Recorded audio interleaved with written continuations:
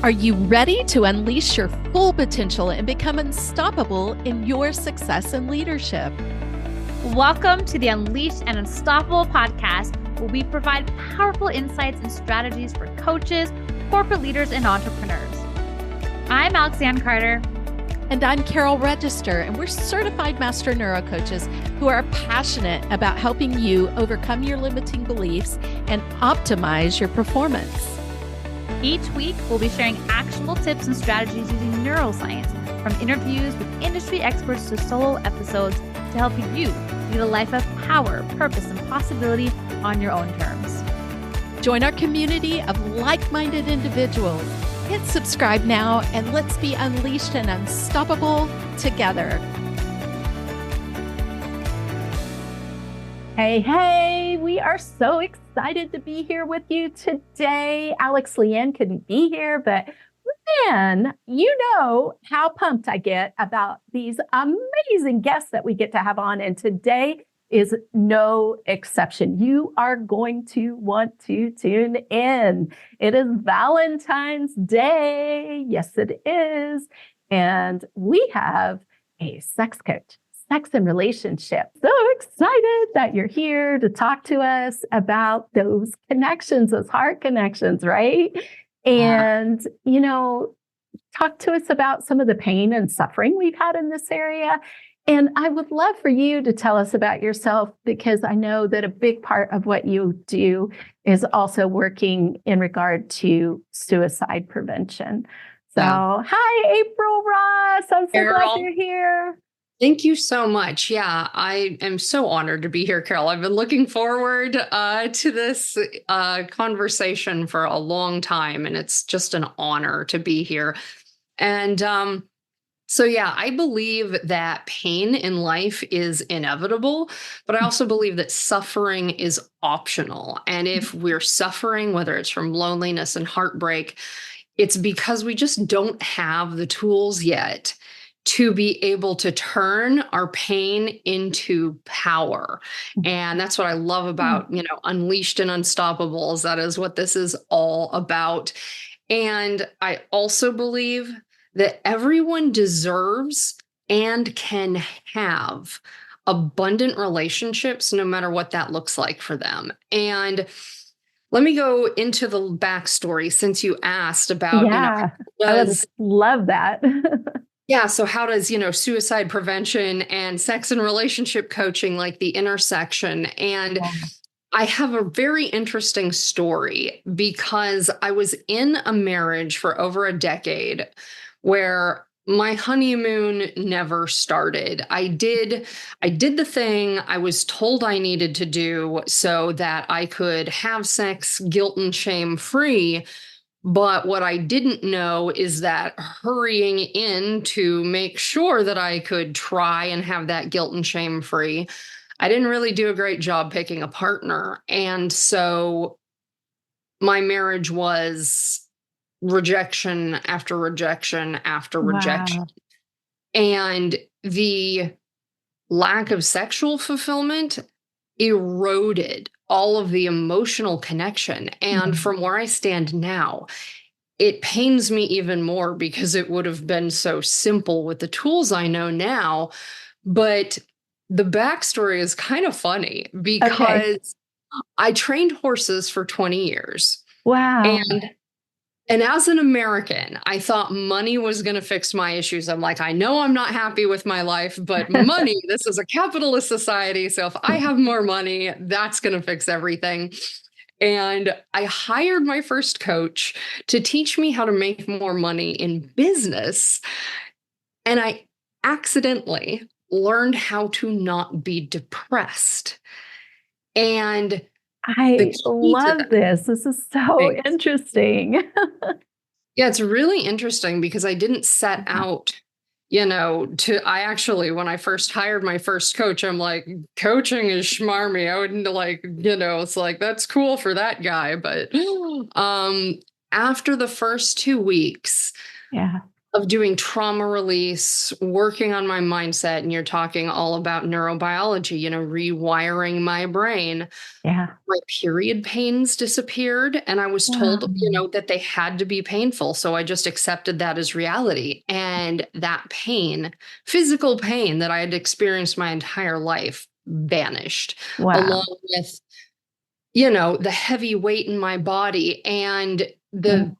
the pivotal moment for me was the day I gave myself permission to even consider getting a divorce, like half the weight of the emotional, pain and suffering I'd experienced just completely lifted from me. Wow. Wow. This is so powerful. And, it's super interesting from the neuroscience perspective. It's also interesting from, the quantum and spiritual perspective as well, because I love the quote by Rumi, the ancient philosopher Rumi, says, "What you seek is seeking you." Mhm. And there was something inside of you that was longing to break free from the chains of depression. And so how did that happen? Like, walk us through the journey of what happened. And I think this is so powerful because there are a lot of people out there who have had redirections in Yeah. life, and surprising ones. And even I've experienced that. I'm experiencing that in one way right now. And I'm kind of like, what you doing? What's Right. going on? Yeah. Mhm. So I would love to hear more about your journey there. Yeah. Yeah. So after I chose to get a divorce, which was with two small kids, it was the most difficult decision I have ever had to make. I took a year after I was pretty sure I wanted one to continue to work on the relationship, because I knew that if I had not done everything I could to try and save that, there's no way I Yeah. could walk away. And it was really tough Yeah. because as my ex-husband and I were communicating better than we ever had, it became more and more clear that the marriage was not going to work, and we just were a bad fit for each other. Mhm. It's like no blame there. It's like, again, the Yeah. saying, fools rush in. And so after the divorce, I started doing a bunch of research into, sexuality and relationships. And I started connecting with other people. And the more I got to know myself, Mhm. the more I was able to connect with people who are in alignment with who I really am. And so that mask of who I was told I should be. Yeah. And it was a somewhat difficult process to allow myself to show up as who I am after showing up as somebody who was so focused my whole life on making everyone else happy. It's Yeah. like I was taking care of my kids, I was taking care of my grandparents, I was taking care of, my mom. And I really, it was so hard because I trusted my parents. I had, amazing parents who did stay together till death do us part. And I had that longing for that. But if you're not honest about who you are, you can't create that connection. Yeah. So as I began to create connections with people who really resonate, I'm getting tingles, really resonated with who I am and, what it is that I truly desire, Mhm. everything around me started to change. It's just like, and everything started to open up. And as I started to give myself permission to explore my sexuality, it's like now it's like, instead of like these gray clouds hanging over me, it's like every day is bright and beautiful. And the world is my oyster. And Yeah. I just am lit up, and there's nothing that brings me more joy than Mhm. being able to help others be able to do that. So, whether it's overcoming depression or Yeah. finding, that relationship that just lights you up and fuels, it fuels everything in your life. My Yeah. clients that come to me for relationships, they find their businesses just skyrocket It's because so how incredible. great they feel. Yeah. I mean, there's so many different tangents I feel we could go past. Yes. We could go down with this, that power of, really discovering who you are. That's a huge part of the work I do. And then, realizing that aha moment that, oh my goodness, I've been living everybody else's plan for my life. That's the way it hit me. I was like, wait a minute, hold up here. I have a voice, I have a vision, and there's a reason for it. It matters. And, what you did to start to explore your sexuality and what was really important to you, that step of courage that you took. Like the universe truly does reward risk takers. Yeah.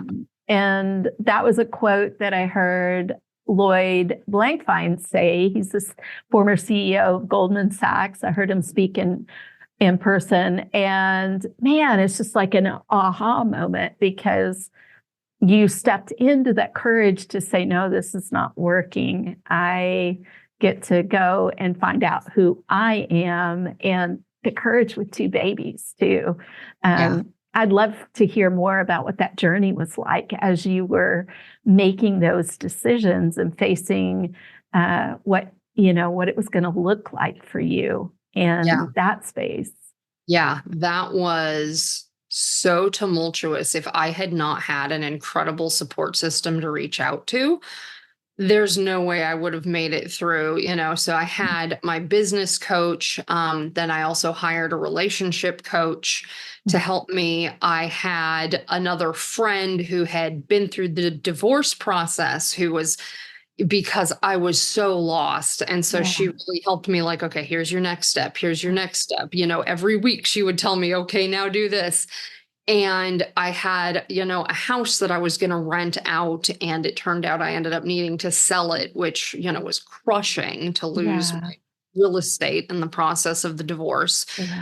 So it took a much bigger financial toll on me than I ever expected, but it was worth my happiness. There's no way, I went from rainy Seattle where I felt like I had dark clouds hanging over me every day, just, crushing me and pulling me down to, this absolutely, it's like San Diego is the perfect metaphor for, how I feel now, because it's sunny almost every day. And when it rains, it's refreshing, So it was such a difficult process, and it required an enormous amount of support. And so that's what, it's a lot of people ask me, if somebody is going through that process, what's your first piece of advice? And my first piece of advice is reach out, get help, because, even if you can do it yourself, why?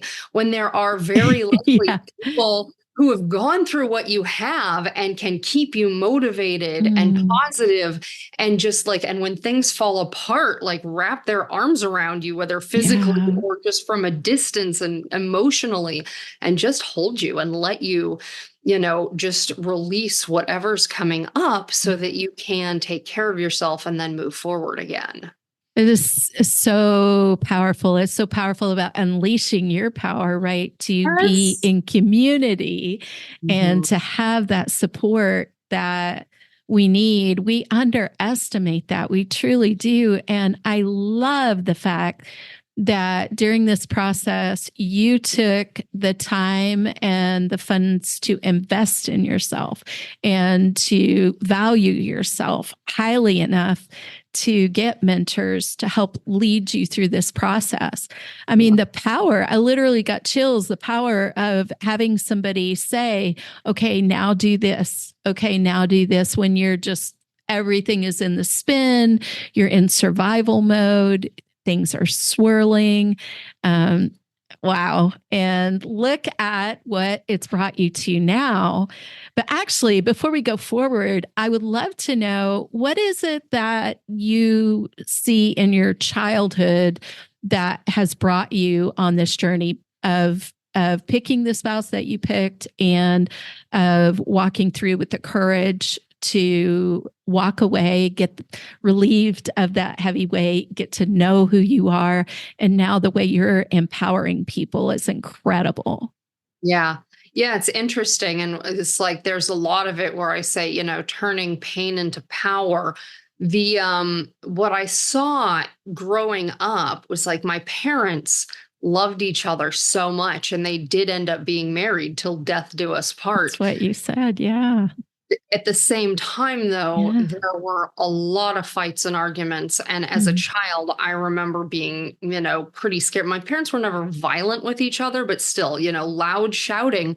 And so my nervous system was wired for that. And so I drew that into my marriage and even a relationship after I got my divorce. And so there was the duality of, I want to create this nourishing relationship where I know I'm supported unconditionally. And like, I have a no yelling boundary, and in my current relationship, it's like, we're pretty tight about holding to that. And like, people are like, you really don't ever yell at your partner? I'm like, maybe for 2 minutes or less seconds until I realize what I'm doing. And then I'm like, oh no, I am so sorry. I've got to get out of here. We will talk again when we are calm. And so, creating the structure to have the relationship that you want, it's a process. It's like the process I take people through is first connection with yourself, defining what you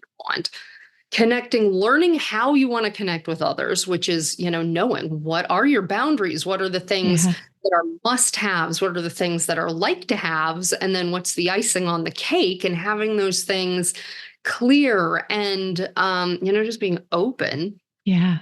Or step 3, connection in bed. So say that if you don't have the courage to shoot your shot in a coffee shop, how will you have the ability to learn how to openly connect and communicate about what's working and not working in bed and find solutions? Because that is where vulnerability is necessary. And it's, and men and women communicate differently. So, no matter who you're in a relationship with, there are bound to be barriers to communication. And so learning those skills so you can grow closer. I mean, it sounds insane, but I promise you, I've done it over and over. Growing closer through conflict is the most beautiful and rewarding gift. Wow. That's so powerful because, it's going to arise in that this is, what I've experienced is that we're each coming at things with our unique perspectives. Situation is neutral. It's our thoughts and emotions that form the beliefs that we bring to the table. And when that happens, then, it's going to be maybe even where there's alignment, nuances to past experiences and the things that we bring to the table, even when we're reworking living from those past experiences, it's something that your environments and your journey through life is going to shape your perspective. And we have control over that, right? That's the cool part. That's that's the best part. leaning into. And that's what I love. But being able to have a system of tools, I love having a bag of tools so that when our brains are hijacked, the amygdalas, and we get into the fight, flight, freeze, fawn, we get into the hot emotion, we have this way of dealing with it where we can recognize it and go, walking away. I love that. It's so powerful. And then what you said, the teaser was how we draw even closer through the conflict. Would you speak more about that? That's so amazing. Yeah, thank you. And that's where, having the right partner is so important. And I'm just going to lead with, how I found my current partner. I don't, like to do dating apps. I like to meet people in person. So we met at a friend's house, but I wasn't really interested in seriously dating him. He was interested in me. And I told him, well, I have this first date question if you're serious. And he's like, okay, lay it on me. And so here's my first date question. Tell me about your childhood traumas and what you've done to overcome them. And I he's like, love this. exactly. He's like, are you joking? I'm like, nope. Because if you're not game to dive in right at the beginning, then I'm not seriously interested. And I don't believe that you're serious. And so he did. He just laid it all on the line right at the beginning. And instead of, a lot of couples, they'll wait until 3, 6 months, a year in to have these conversations. And it's like, if I'm serious about this person, I want to know everything. I want to know what I'm investing in. I want to know that this person is invested in growth. So, the most important part of that question isn't the lead in, it's and what you've done to overcome it, because I want to know that this person, like, if we need therapy, they're going to go to therapy. If we, if I want to do this relationship growth course, that they're going to be in it with me and not just, half in it, but really, so many, every woman on earth is like, I want someone who meets me. It's like, and what does that mean? What that means is having a partner who is also dedicated to their own growth the same way that you are. So the presupposition is you're committed to your own growth, and you will be able to recognize that because you will see where this partner or potential partner is and is not meeting up to the same standard you hold yourself to. Wow. And where all do you set those parameters of alignment? Like, do you have a series of 7 of them, let's say, for example, like that you look at, just like diving into that question on the first question with your current boyfriend and him being game, that was immediate alignment. Is that the lens and the levels that you look through? Like, let's see where there's alignment in this and this and this, or is it a different process?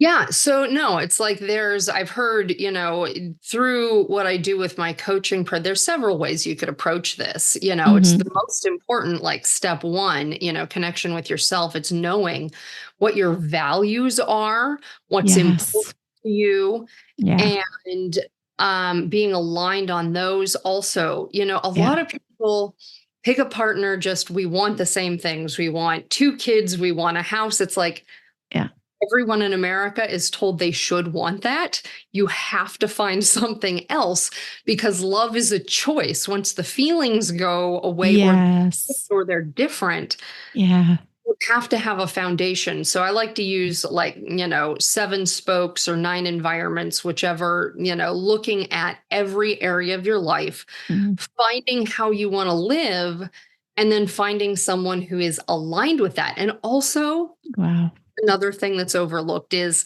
what direction are you growing in? Because the truth is, I personally am not perfectly where I want to be at right now. I'm not exercising as much as I'd like. There's areas where I am, having a more difficult time growing. So one thing I want people to know is, like, you can find a partner who's also looking to grow in different areas, just because they don't have to be perfect right now. And the truth is, if you want to grow together, make sure you're growing in the same direction so that you stay on that aligned path. And that's one of those, like, I can't even begin to go into that on this podcast. So, people can reach out though. And I love to hop on one-on-one calls so I can help people figure out what those values are, like what their goals are in that direction. Because if your partner is aligned, you guys are growing in the same direction, whether it's till death do us part, or whether it's, a few months or a few years, you gain valuable experience. And so I also want to share with people that, if a relationship ends, you don't have to have a nasty breakup. You can transition and still be free. So it's just reframing your mind around how relationships work and just being more open, and it makes all the difference. Yeah, that openness and, that reframing things and, even looking at an exit that can be, done in a way that's calm and peaceful. Starting with that alignment is so critical. I love that very much. And so as you've gone through the process and you have your coaching, like, let's dive in and talk a little bit about the sex too, because you mentioned growing closer through conflict. But sex is, it's something really at its highest level for me, for the way I see it, is a supernatural experience. It is something that, there's real intimacy there, and you're building that intimacy across all areas, right? So yeah, would you speak into that as well? Absolutely. And that is one of my favorite things to talk about, because that's like one of the first things I noticed that was different about my boyfriend too. Is like, for the longest time, like first I'll start with what women really look for in intimacy is connection. It's like, in my self-pleasure practice, I'm not just, I do a lot of, because of the somatic trauma release, I'm able to move a lot of energy in my body, and I have freaking amazing orgasms. But even if I don't, pleasure doesn't have to be masturbation. It can be, you're giving yourself a massage. Yeah. You're having a bath. It's like you're being present with yourself. And then when you bring in like the connection with source, the universe, and it just opens you up. And forever, I have been looking for a partner who also, has that same experience and brings it. So rare, for a man to bring all of himself to the table like that. And as a man in society, you're taught that you have to, perform or show up in a certain way, which is so much the opposite of what most women want. It's like, when I talk about pleasing a woman, the class starts with, okay, here's how to give her 30 minutes of your undivided attention. And you better not even think about the genitals before that 30 minutes, unless you guys have an established routine and she is somehow coming into the bedroom connected already.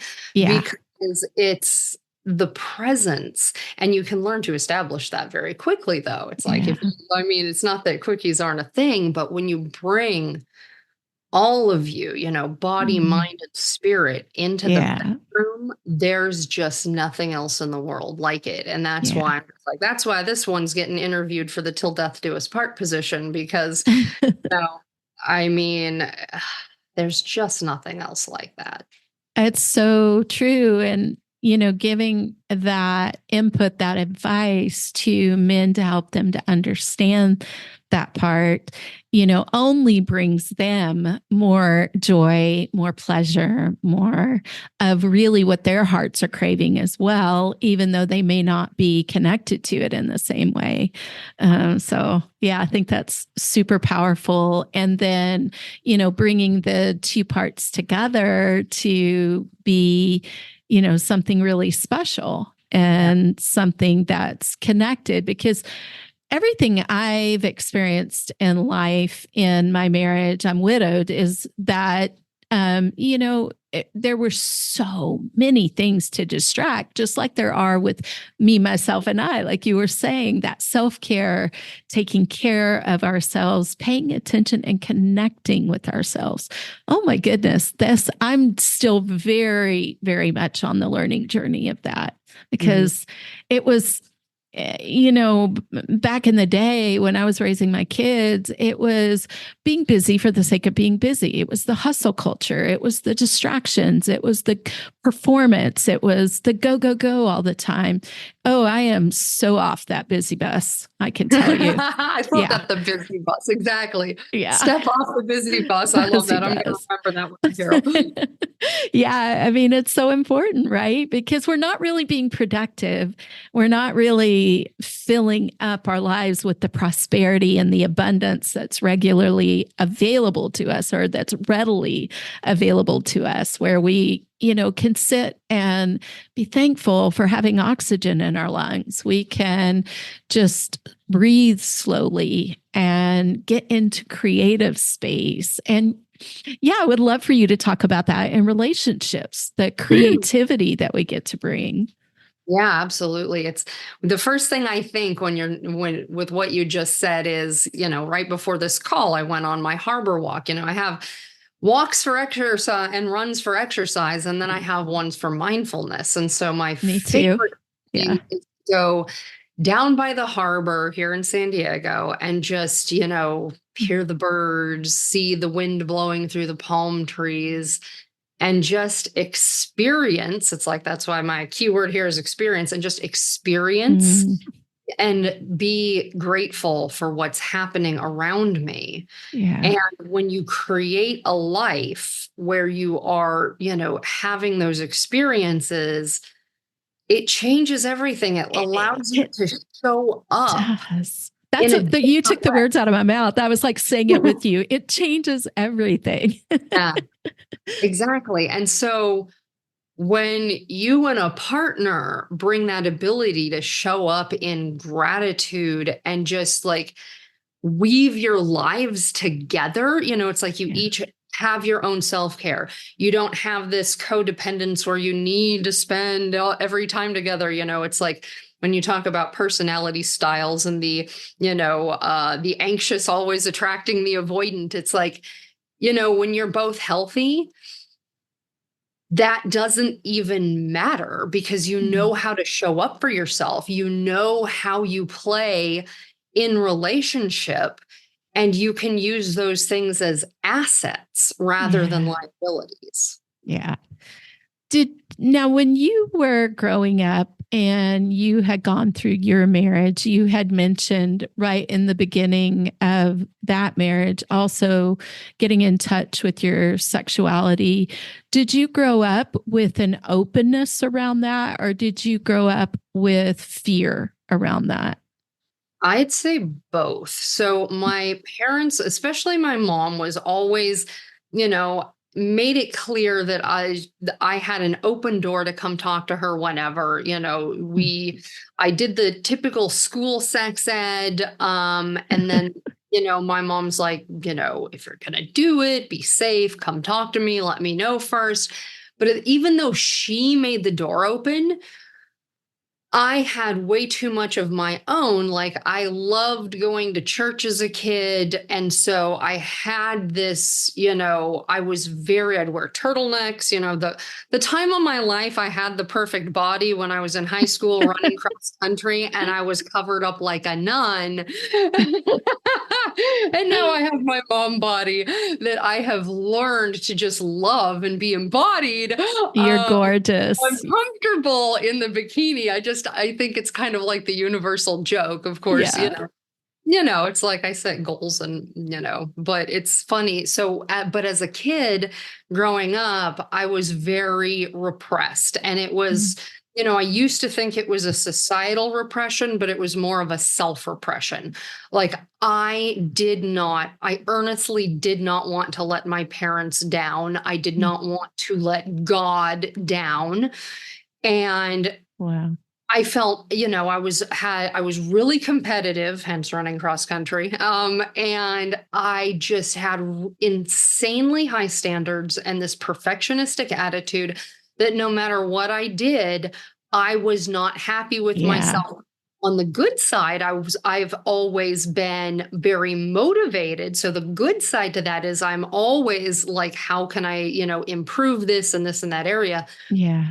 But having no patience for myself, no allowance for growth. It's just like, even as I'm talking about it, I can feel like in my rib cage, this just like pain, this restriction, like I can't breathe because I was not giving myself any room. So I was so closed off, and I didn't even know it. Wow. And, It was just really tough. That self-awareness journey is so powerful and so important as we start to lean into, like you're talking about, the pain. And I love the way you put that in the beginning, that, the pain is real, the suffering is optional. Wow. And, just being on the journey that you've been on to start to change that and shift that. I am a total recovering perfectionist. So I hear you. I definitely hear you. And yeah, I think it's starting to have this self-awareness and be in alignment with your values and with who you are, and, getting off that hustle bus and the struggle bus too, right? Yeah. And then being able to set up these positive things where there's alignment in relationships and then in the bedroom as well is so important and so powerful. And so, what are your Valentine's Day tips? Yeah. Ooh, that's a great question. I haven't been asked that one yet. I'd say connect with me, because I'm currently working with people for how to create a date. Like, first, go through the process, whether you want to do something long-term or even short-term. I'm helping people get some reboots before Valentine's Day. What do you want? Who are you looking for? And how do you find that person? Not just how do you find that person, but my favorite thing is when you're really lit up and you know what you want and you show up as yourself, you become magnetically attractive to those people. And so I like to tell people, just, close your eyes and imagine that the person you most want to connect with comes from across the room up to you. And your entire life changes. And so that's how I want to help people get set up for Valentine's Day. So, who is it you want to attract? And how can you become all of you so that you can find someone who's also going to bring all of them? And it's just, and, I can help people do that in their current relationship too. Yeah. So it's, and I work with everybody. We've talked a lot about long-term relationships, but, I've also got a lot of clients who just want to be single and mingle. Yeah. And nothing wrong with that. It's like, take ownership of who you are and your desires, because as you said, Carol, and I believe this wholeheartedly, like, what you seek is seeking you. Yeah. And we really trust and embrace that. It's like, that's where, like, the guilt and the shame and the fear start to just completely evaporate. Yeah. Yeah. It's all steps in the rewiring process, right? Being able to actually follow a process where you can rewire these things. And I love the way your message is all about that. As we start to wrap up here, I'd love to know if there's anything that you would really like to leave us with. And actually, I do want to ask you a question as we wrap up, and that is, if money were not any kind of an issue for you at all, wealth, any of that, how would you spend your time? And are you spending it in that way? That's funny. That's a lens I look at everything through. Time is the resource we can never get back. So I am a perfect mix of bougie, being on the red carpet, modeling Kay Coven. I love it. I was going to say, we have to shout out your amazing Kay Coven necklace. I'm waiting for my shipment. Yes, exactly. And then also, like, this summer, I got to camp in a teepee out at a retreat for the first time since I was a kid. So I live experience first, money second. And I also believe that the income that I make is from creating an impact from other people. And what I find amazing, it's like, so many of my clients are lit up to pay me, but because they know the change they're going to get in their life. And they always end up being my friends. It's like even if I never knew this person until the minute we met on, consultation, every one of my clients ends up becoming a personal friend because there's nothing I love more than seeing someone grow in their journey. So, I mean, yeah, if money was no object, I'd be living the same life I do now. It would just be it would just be different in some ways. I have had since I started this journey of self-discovery with my first business coach. I had this vision of a mansion and retreat center overlooking the ocean.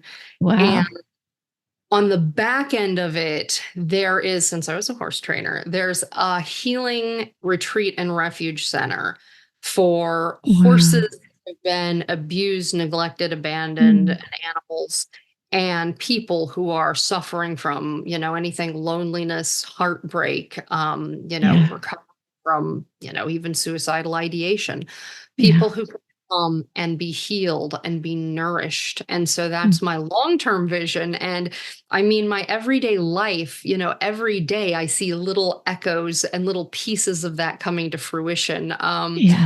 Boyfriend and I are just signing a lease on this beautiful property looking at the harbor here in San Diego. So there's one step closer to the mansion with a view, right? We got the condo with a view, and just things slowly dropping in. And one of my favorite books is The Alchemist, and it talks about being in tune with the soul of the world and following the omens. And I have certain things that repeatedly show up in my life as omens. And I just know when I am in tune with going in the right direction. And when I can, it's like there's nothing that lights me up more than helping people find their own inner tuning fork, because it's like once you have that, again, it's like a magnet. It's like the stuff that you want just starts, coming to you. And it's, at first, it's unbelievable. That's right. Well, then it's just like, yes, when you get to the point where you deserve it and it starts showing up, just the world becomes your oyster. And that's really the gift that I want to share with people. I love it. I love it so much. So how can we get in touch with you? And I do think, reach out to April, because as we're wrapping up here, also talk with her about the humanitarian work that she does in suicide prevention. It's a big cause of yours, I know. And let us know, how can we get in touch? Yeah. So I got a QR code right here, which will probably take you to my Easy Way profile, and you can click appointment.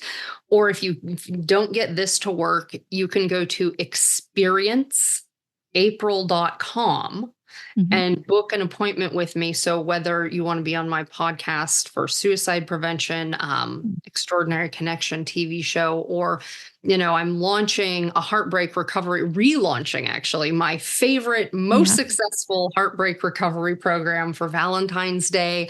And I've got everything from self-study to group to VIP. So no matter where you're at, I want to make sure you can get the love of your life, whether that's yourself, or whatever that perfect relationship looks like for you.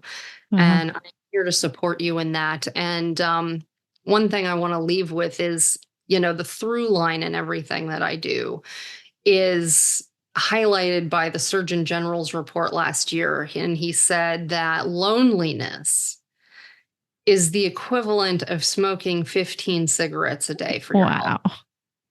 And he also said the cure for loneliness is connection. So that the connection is really the through line. And that's, how I've created the process, connection with yourself, connection with others, and then connection in bed. And it's just like, I really have this ability to help you figure out how you can create that in your life in a fun way, because I don't believe in homework. I believe in home play. So I believe that you should love the process of getting to where you want. Love the process. Life is the process. It's not the destination. And then you will just be, lit up about continuing your journey. Oh, thank you so much. Thank you so, so much for what you're doing in the world, what you're bringing to this world, and for being here and sharing that with us today. And I'm really excited to connect with you after this and just support you in what you're doing. It's so beautiful and powerful. Well, thank you. Thank you so much. It's been an honor, Carol. We will have all of April's information in the show notes, so you can just look there, and also on our podcast newsletter. So make sure you're connecting with us. And thank you for being here, for listening to these episodes. We really want to hear from you. We want to have your reviews. We want to know what is it that you're wanting to know more about, because we're all about bringing it to you, and each and every one of us having the best life possible, because it affects all of us. So ciao for now. See you next week. Bye. Thanks for tuning in to another episode of the Unleashed Unstoppable podcast with your hosts, Lianne Carter and Carol Register. If you enjoyed this episode and you'd like to help support the podcast, please share it with others. Post about it on social media, or leave a rating and review, and subscribe. That's all for this episode, Wildly Ambitious Leaders. See you next week.